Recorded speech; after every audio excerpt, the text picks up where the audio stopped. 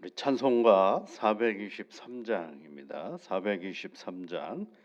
목보다도 더 검은 죄로 물든 마음이 흰 눈보다 더 희게 깨끗하게 씻겼네. 423장 찬송 같이 하시겠습니다.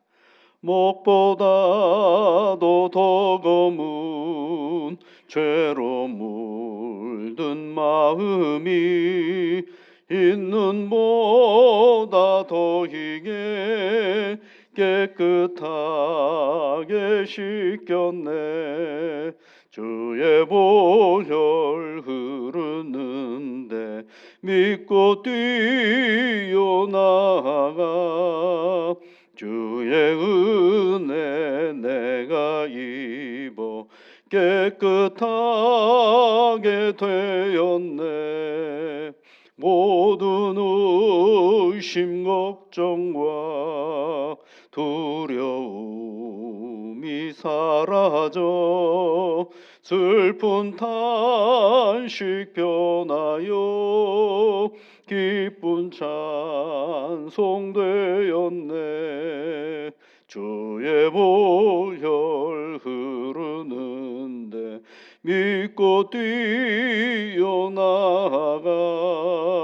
주의 은혜 내가 입어 깨끗하게 되었네.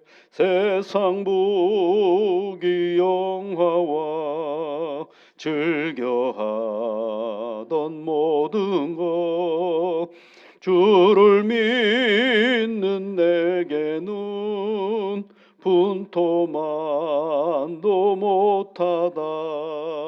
주의 보혈 흐르는데 믿고 뛰어나가 주의 은혜 내가 입어 깨끗하게 되었네. 나의 모든 보배는 저 천국에 쌓였네. 나의 평생 자랑은 주의 십자가로다. 주의 보혈 흐르는데 믿고 뛰어나가 주의 은혜 내가 입어 깨끗하게 되었네. 하나님 아버지, 이른 아침을 저희들에게 허락하시고 눈을 떠 새 하늘과 새 땅을 기억하며 이 하루를 시작하게 하시니 감사를 드립니다. 하나님 아버지, 어제 살았던 그 시간이 오늘 우리 앞에 있는 것이 아니라 한 번도 살아보지 않은 시간이 우리 앞에 있음을 기억하고 오늘도 겸손히 하나님과 동행하며 살아가는 지혜와 능력을 오늘도 허락하여 주시사 이 하루가 두려움과 염려가 아니라 나와 함께 하시는 하나님으로 인하여 늘 하루가 다 끝났을 때에 감사와 기쁨이 되는 복된 날이 되도록 은혜를 내려 주옵소서. 사랑하는 주의 자녀들이 이른 아침에 하나님을 향하여 간구할 때마다 복이 되게 이끌어 주시고 모든 지각에 뛰어나신 하나님의 평강이 그리스도 예수 안에 있는 주의 자녀들의 생각과 마음을 온전히 지켜 인도하여 주시사 하나님 때문에 많이 웃고 살아가는 복된 날 되도록 이끌어 주옵소서. 예수님 이름으로 기도드립니다. 아멘. 오늘부터 다시 마태복음의 말씀을 읽어봅니다. 마태복음 7장 1절부터 6절까지 말씀을 보겠습니다. 마태복음 7장 1절부터 6절까지 함께 같이 읽어보겠습니다. 비판을 받지 아니하려거든 비판하지 말라. 너희가 비판하는 그 비판으로 너희가 비판을 받을 것이요 너희가 헤아리는 그 헤아림으로 너희가 헤아림을 받을 것이니라. 어찌하여 형제의 눈 속에 있는 티는 보고 내 눈 속에 있는 들보는 깨닫지 못하느냐. 보라 내 눈 속에 들보가 있는데 어찌하여 형제에게 말하기를 나로 내 눈 속에 있는 티를 빼게 하려 하겠느냐. 외식하는 자여 먼저 내 눈 속에서 들보를 빼어라. 그 후에야 밝히 보고 형제의 눈 속에서 티를 빼리라. 거룩한 것을 개에게 주지 말며 너희 진주를 돼지 앞에 던지지 말라. 그들이 그것을 발로 밟고 돌이켜 너희를 찢어 상하게 할까 염려하라. 아멘. 산상수훈 중에서 오늘의 말씀은 내 앞에 어떤 상대가 있을 때를 얘기해 주는 거죠. 여러분 복음은요 그냥 글로 있는 것이 아니라 늘 복음은 내 삶 속에 드러나야 하는 것이죠. 그러기 위해서는 우리가 하나님의 말씀으로 사는 내가 이 사는 삶의 자리 속에서 늘 상대가 있기 마련입니다. 그 상대가 누구냐면 나를 좋아하는 사람일 수도 있고 나를 싫어하는 사람일 수도 있고 아예 관심이 없는 사람일 수도 있죠. 이제 그런 사람들 앞에서 우리 믿음의 길을 어떻게 걸어갈 것인가라고 할 때 하나님은 오늘 우리에게 주님은 말씀해 주시는 것이 있어요. 그것이 뭐냐면 우리의 눈으로 보는 어떤 현상, 사건들 앞에서 그것을 어떻게 생각하고 판단할 것인가를 말해주고 있는 것이죠. 오늘 성경 말씀에 이 비판이라는 단어가 너무 우리 잘 알죠. 비판하지 말라, 비판을 받지 아니하려거든 비판하지 말라라는 이 말씀, 이런 말씀이 많죠. 이거 비판하지 말라라는 말씀을 우리가 들었습니다. 그런데 여러분 다른 곳에 가보면 또 다른 말씀들이 있어요. 예를 들어서 요한복음 7장에 있는 말씀을 가보면 외모로 판단하지 말고 공의롭게 판단하라. 거긴 또 판단하라고 돼 있고 이 판단이라는 말이 또 비판이라는 말과 같거든요.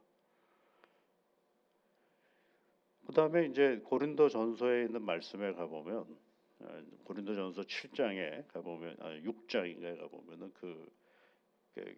내게 있는 어떤 문제가 해결되지 않으므로 그것을 어디로 가져가냐 세상의 법정으로 가져가는 그런 경우를 사도 바울이 권면하는 장면이 있어요. 거기서 그런 사도 바울의 표현이 있어요.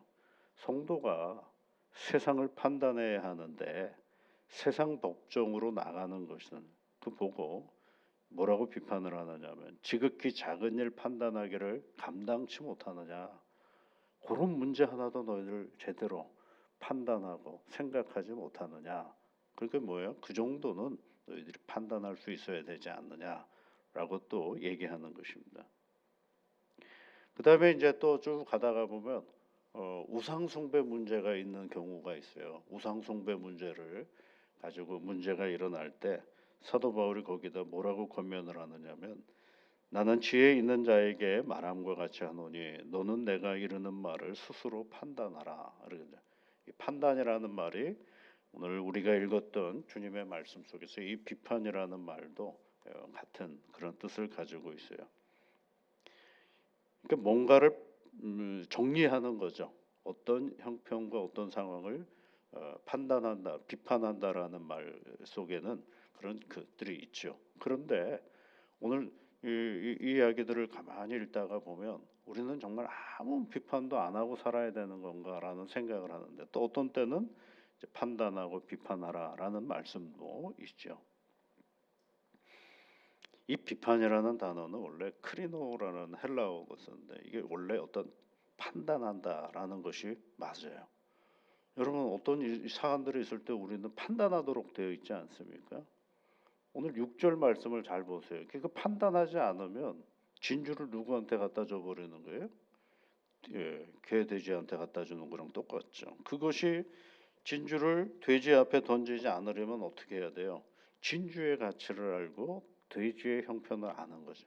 이게 다 뭐예요? 판단과 우리 나름대로 비판력이 있는 것을 얘기하는 것입니다. 그런 얘기도 있어요, 여러분. 민수기 12장에 가보면 모세가 구스 여인을 취해가지고 미리암과 아론으로부터 비판을 받는 장면이 있어요. 미리암과 아론이 모세를 비판하는 그런 장면에서 보면 이방 여인을 아내로 취했으니까 유대 사람이 하나님의 백성이 이방 사람과 결혼을 했으니까 그 판단은 어때요, 여러분? 괜찮은 판단이죠. 미리암과 아론의 판단이 잘못된 것은 아니었습니다. 정당한 것이죠. 그런데 그 얘기를 잘 읽다가 보면 하나님은 모세에게 뭐라 그러지 아니하시고 누구에게 얘기를 하고 계시느냐? 미리암과 아론을 책망하시는 장면이 있어요. 그 비판은 굉장히 정당한 것인 것 같은데 왜 그러면 하나님은 미리암과 아론을 판단하실까 하는 거죠. 그런데 여러분 거기 하나 우리 착각을 하는 게 있어요. 모세는 이미 벌써 미디안의 제사장 이드로의 딸과 결혼을 했거든요. 십보라가 이방 여인이거든요. 그때는 아무 말 안 했거든요. 그런데 지금 와서 그 말을 한다라는 얘기는 그것이 문제가 아니다라는 것과 같은 거죠. 사실은 모세가 가지고 있는 그 지도력에 대한 저항의 한 모습이 거기에 있는 거죠. 그러니까 가만히 생각해 보면 우리가 어떤 문제를 지금 발생했기 때문에 지금 판단한 듯하지만 그 안에 있는 내재되어져 있는 나의 어떠함이 그 사건을 통해서 표출되어지는 경우가 꽤 많다라는 것입니다. 그래서 주님은 뭐라고 얘기하시느냐면 비판하지 말라라는 이 이야기 속에 깊이 담겨져 있는 것은 하나님은 이 세상의 모든 사람들을 사랑하지 않겠습니까?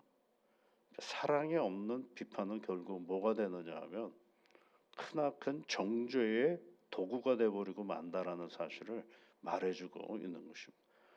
오늘도 여러분 우리는 작은 일부터 큰 일까지 비판적인 눈으로 모든 것들을 바라보아야 나를 내 자리를 잘 잡고 살아가는 존재들입니다. 그래서 이 비판과 조심해야 될 것은 비난의 차이를 우리가 잘 구별하면서 나아가야 하는 것입니다. 하나님이 사랑하는 사람들을 함부로 정죄하지 않는 것이 무엇보다도 중요하다라는 것을 말씀해 주고 있는 것입니다. 그러니까 오늘 주님이 똑같은 말씀을 하셨는데 어떤 때는 비판하지 말라 그랬는데 아까 말씀드린 거 요한복음 10장에 가보면 공의롭게 판단하라라는 말씀도 하지 않습니다. 공의롭게 비판하라라는 말씀도 하죠. 이게 무슨 얘기냐면요. 어느 순간에 그것을 정당한 문제 제기를 했는데 듣는 사람도 있지만 안 듣는 사람도 꽤 많거든요. 그럴 때는 어느 순간에 가면 멈춰버려야 됩니다. 안 듣는데 계속 얘기해 버리면 그게 뭐가 되냐면 나중에 그것이 정죄하는 꼴이 돼버리고 만. 그러니까 정당한 비판의 자리 속에서 그것이 상대가 듣지 않고 오히려 역반응이 나타나기 시작하면 그 다음부터는 그 문제가 아니라 그 역반응이 문제가 되어서 서로를 정죄하는 꼴이 돼버리고 많은 것을 주님이 조심스럽게 우리들에게 가르쳐주고 있는 것이죠.